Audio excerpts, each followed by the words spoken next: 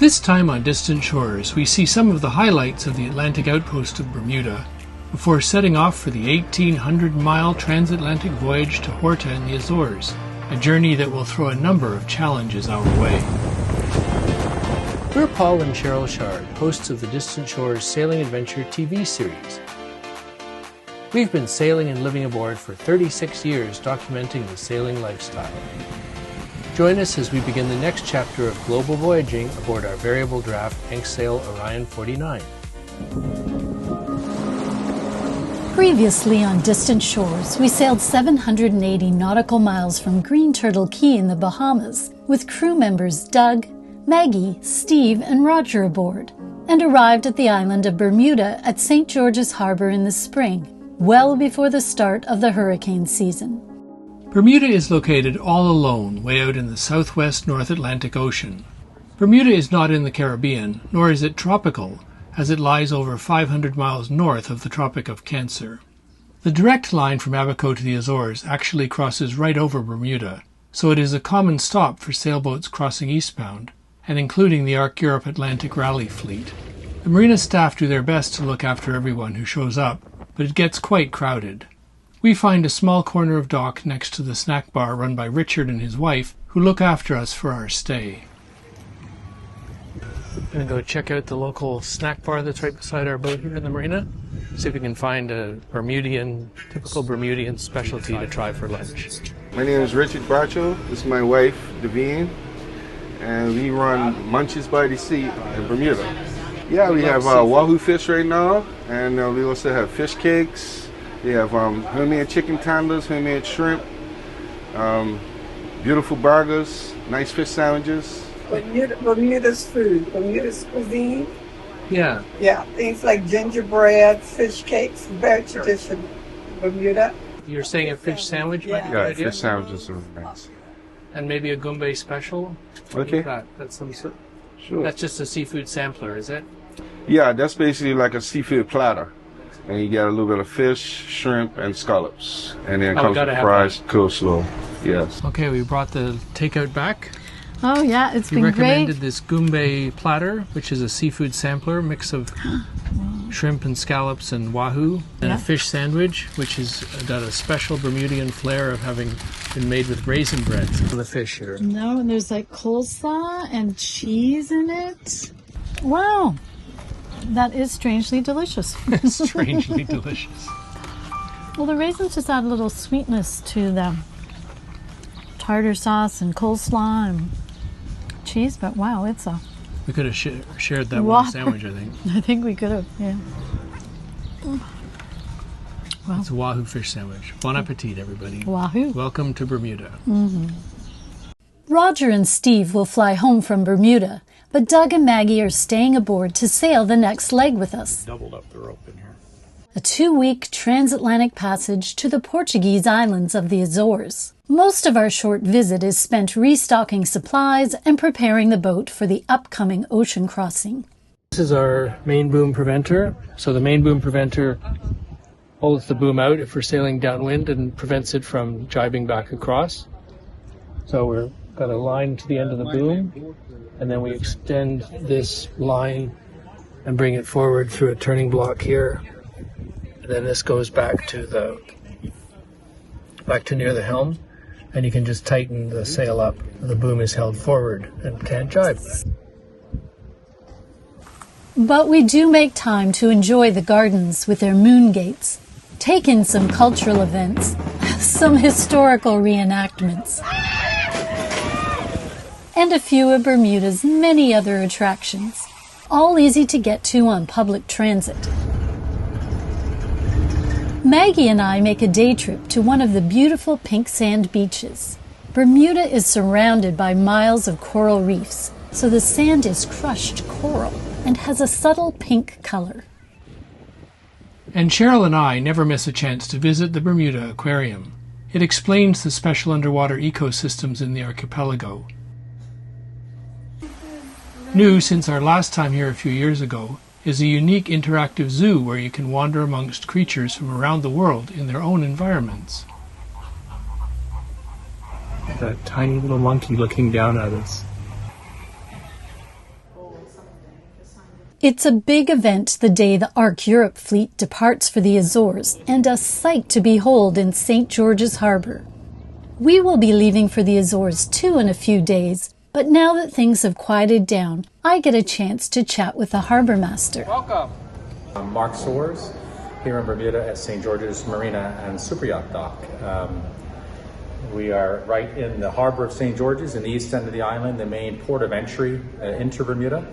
And we've been kind of working in this location for almost 10 years, but only recently have managed to get a lease and make improvements and add more facilities to the dock and to the area of St. George's, and trying to provide better services for visiting yachtsmen. So we're very proud to have this facility and to provide the services that we do. Mark recommends a local diver, who we hire to clean the hulls so we get better speed on our upcoming ocean crossing. We're impressed that he can carry all his gear on his motorcycle.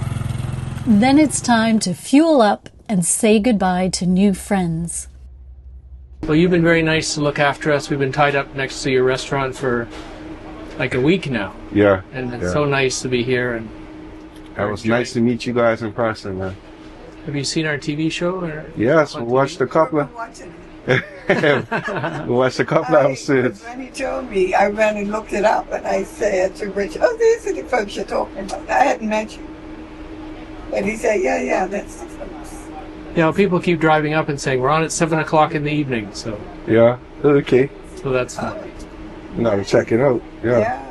What is it on YouTube on 7 o'clock or? No, YouTube. It's on any time. Anytime, right? We're on Wealth TV, AWE TV. Okay. If you get regular cable. Like a regular show. It's a regular show every day at 7. Every day at 7 it's on, and people keep coming up and stopping and knocking on the boat, and so it's nice to see. Yeah, man.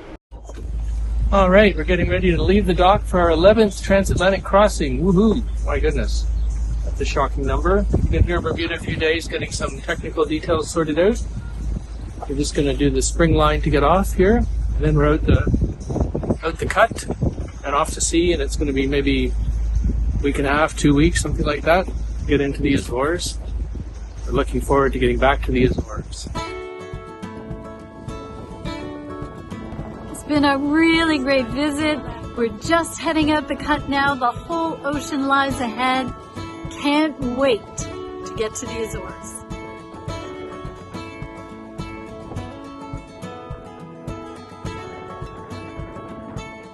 It's a pitch black night tonight. There's no moon, and there's enough clouds that you can't see the stars, so it's really, really dark. Except for the light. Rain shows up on our radar up to 24 miles away. Change to 8-mile range or less, and it uses the doppler effect to show green targets safely moving away from us and red targets getting closer.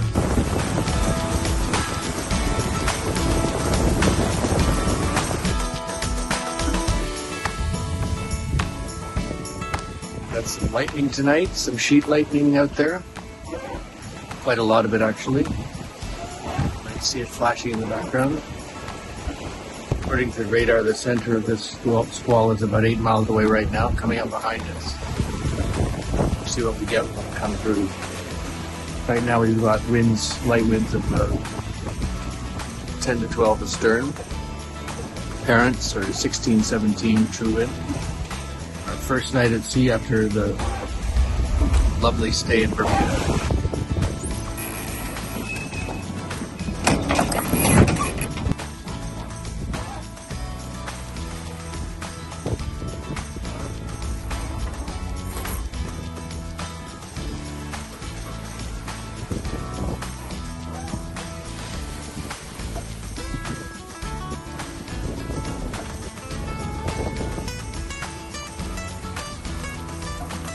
Okay, it's really raining out now. I think the lightning's pretty good. I think I'm going to the wind is holding 20 knots maximum, which has been what we've had the whole evening actually.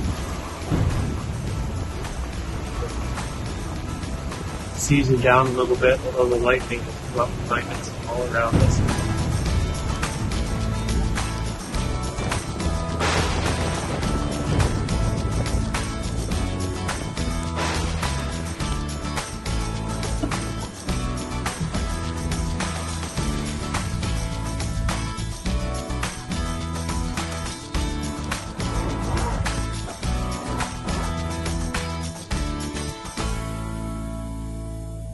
So today the wind's come around right behind us, and we've got, trying to catch all of it, we've got the main and the jib up using the downwind pole to hold the Genoa out on the starboard. And then we've got the main out, as you can see, with a preventer out on the port side. So this lets us go pretty much nearly downwind, and to be careful that we don't jibe it at all, that we've got the preventer out, which we rigged earlier. I think this is actually the first time we've run the preventers. The autopilot is going to steer the course relative to the wind, so that if the wind jiggles a little bit side to side, we won't find the wind coming in behind the sail, because it'll turn relative to the wind and keep it at the same course of 140 degrees relative to the wind on the starboard side.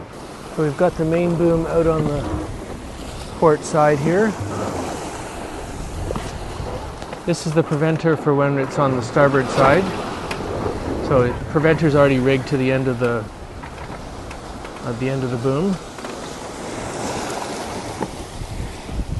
And here you can see that it's run forward to the preventer rig like this. It runs nicely through here. So from the bow of the boat, there's a preventer line runs out this way, holding the boom off on the port side. And the pole is rigged up, so we're just taking a look at that to see how it's all doing. Fore guy and after guy, topping lift. Everything looks as it should be.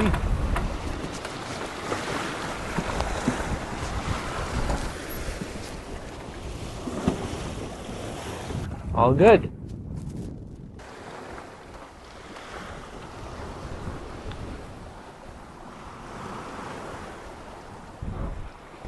Welcome to a night watch on distant shores. We've got a night where the wind is coming a little bit out of the west and slightly to the north.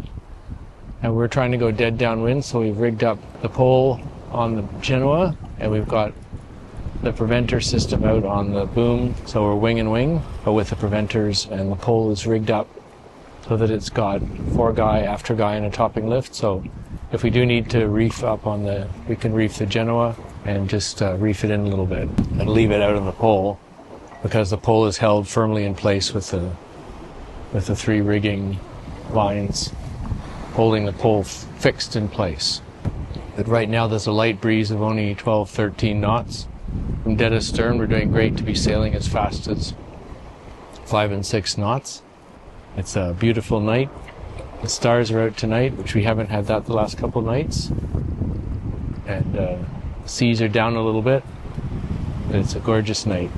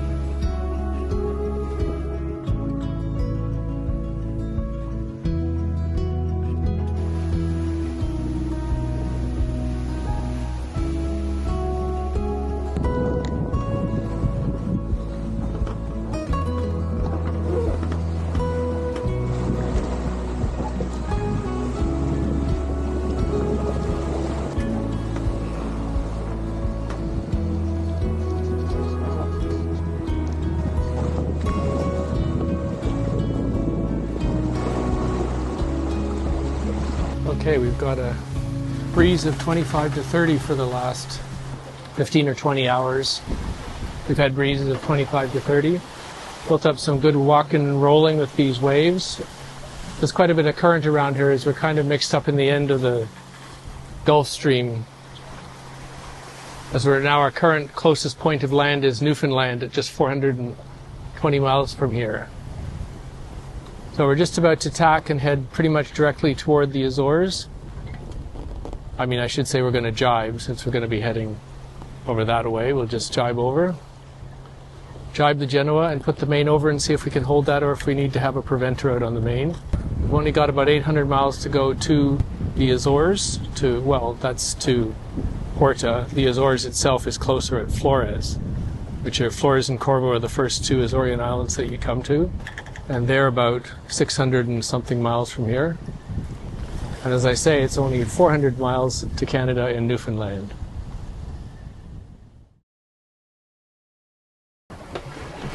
Let's go take a look at the evening tonight.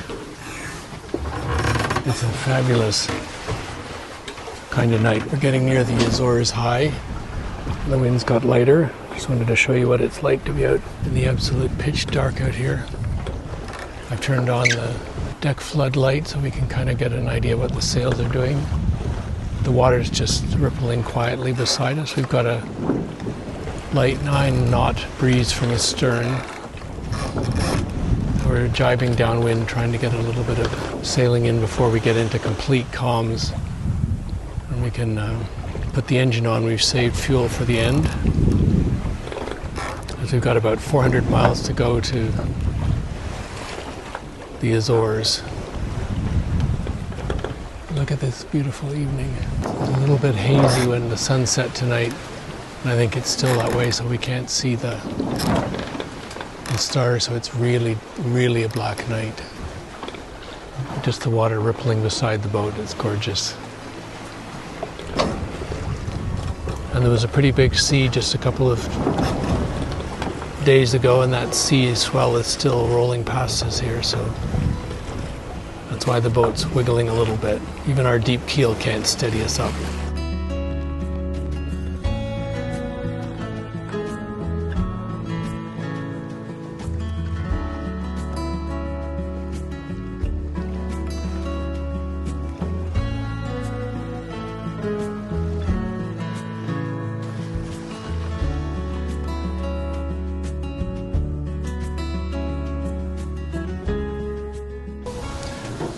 Hello everybody, and welcome aboard Distant Shores 4 on passage toward the Azores. Wanted to give you a little update and show you around what it's like to be at sea. We're pretty much at our furthest north point. We've just turned the corner to get up around the north of the high pressure zone that's formed over the Azores, as it usually does this time of year. So we're heading pretty much directly on a run line now toward the Azores. And we've got just over 500 miles to Fayal. So let's go and take a look around. It's a quiet day, it's noon here. Cheryl's enjoying the view out of the pilot house. It's a little cool these days as we're up over 41 north. We've got a nice breeze coming from the stern quarter. It's blowing 15 or so, 14, 15, which is absolutely great. We're making about 8 knots. SOG is 7.5 or 8. So we have been sailing using the downwind pole up until just yesterday. So we left the pole out in case the wind goes back around. We can just sail with the pole up like that. Main and Genoa are out full. If it gets any lighter, we'll go to the code 0. But for now, we're just got a perfect sail set. We've seen just a few birds, and just yesterday we started to see a bunch of dolphins. But with 500 miles to go, I'll talk a little bit about the route planning for this trip. We've been using PredictWind as such a fabulous tool to get you weather information and give some routing suggestions even as to where you might plan your route to be. But the typical strategy for this time of the year is to keep an eye out on the Azores high pressure zone that forms itself in the vicinity of the Azores in the mid-Atlantic, going a bit south and a bit north. And then north of that, the fronts sweep off the United States. And then with those fronts moving along, giving you some winds and sometimes strong winds, and then calms in the Azores High, to try to avoid getting hit by the strong lows, but not getting stuck into the light airs of the blue zones there where the Azores High is formed up. So let's go and see what Sheryl has to say. She's just finished her watch. We've been doing watches of 3 hours each. and Sheryl was on from 9 to 12. So now she's off watch, but she'll be probably making lunch next. So hey, Sheryl. Hi everyone. I just finished my watch. I'm on from 9 till 12 in the morning and 9 till midnight. We're each doing 3-hour watches. Maggie does 6 to 9, so she's on before me, and is now just having a little cat nap down in the lower salon. Doug's up forward having a sleep. Just do a little walk around. I'm sitting in the pilot salon, and Paul's at the nav station there. He's on watch right now. And he's sleeping in the aft cabin.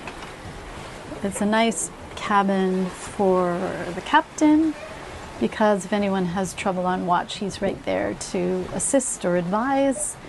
We've been eating meals down below. Here's the galley.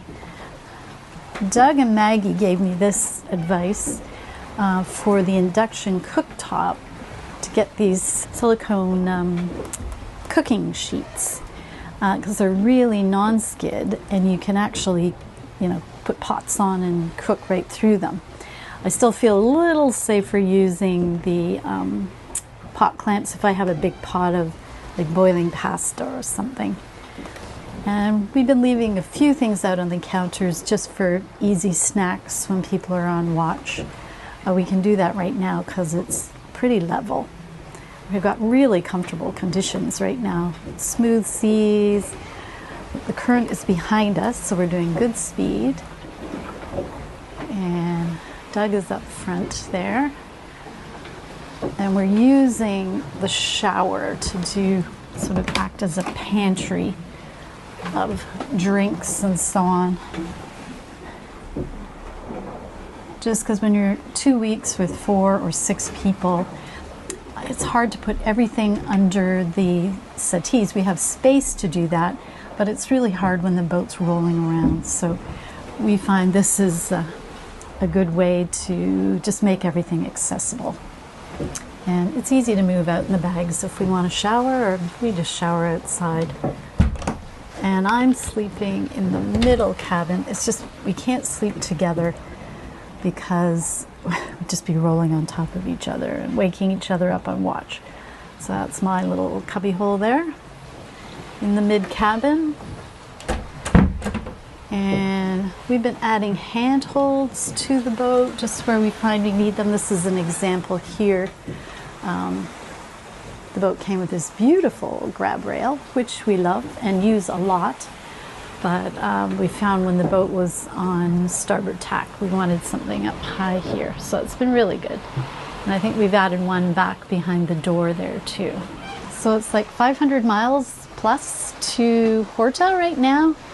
We're on course directly and are looking forward to all those good bakeries and fresh bread and all those things.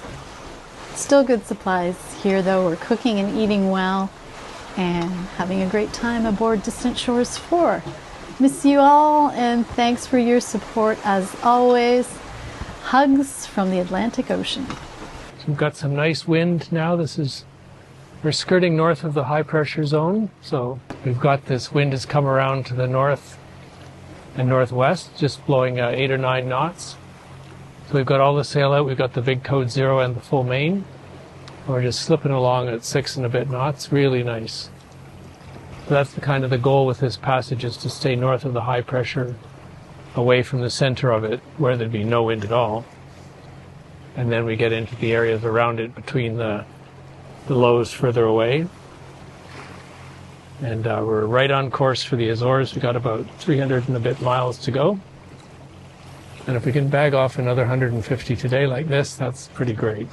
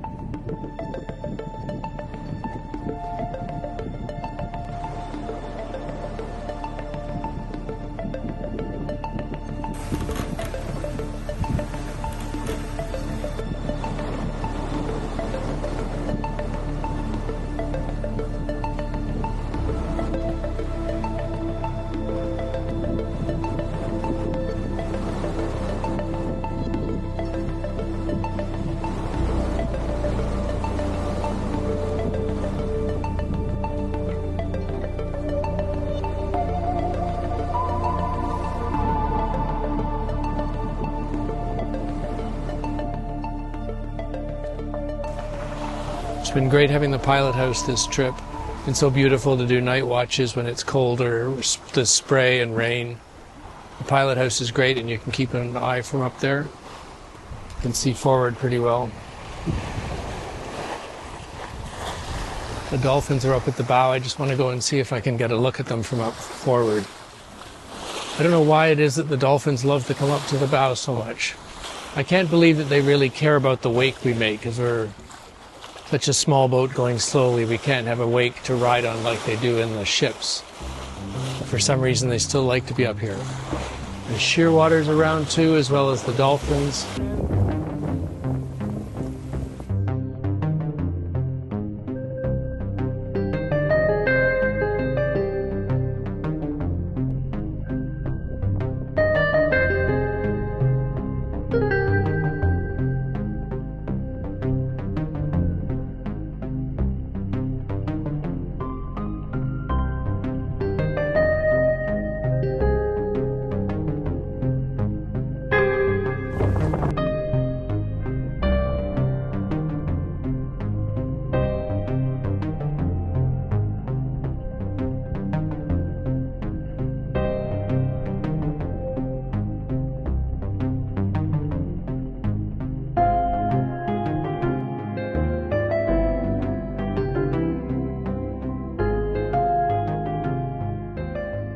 We've got about only 260 miles to go to the Azores.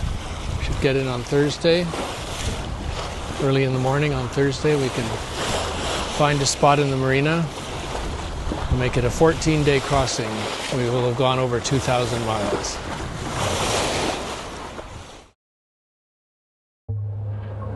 Land ho!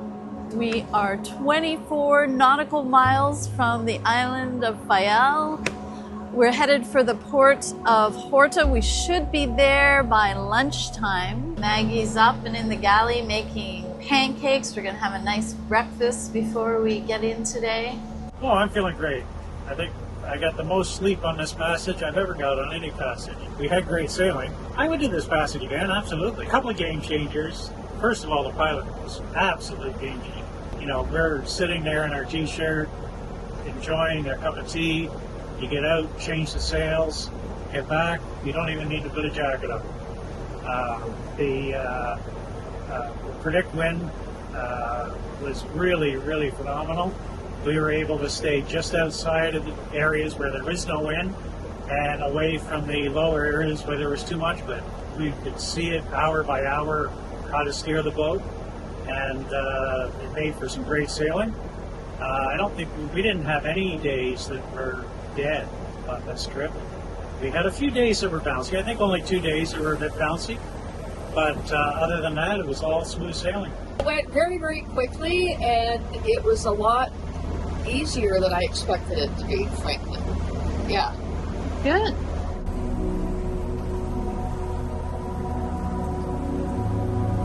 It just feels so great to be here. This will be Paul and my 6th visit to the Azores during 36 years of international sailing. These mid-Atlantic islands are a sailor's haven, and the natural beauty breathtaking.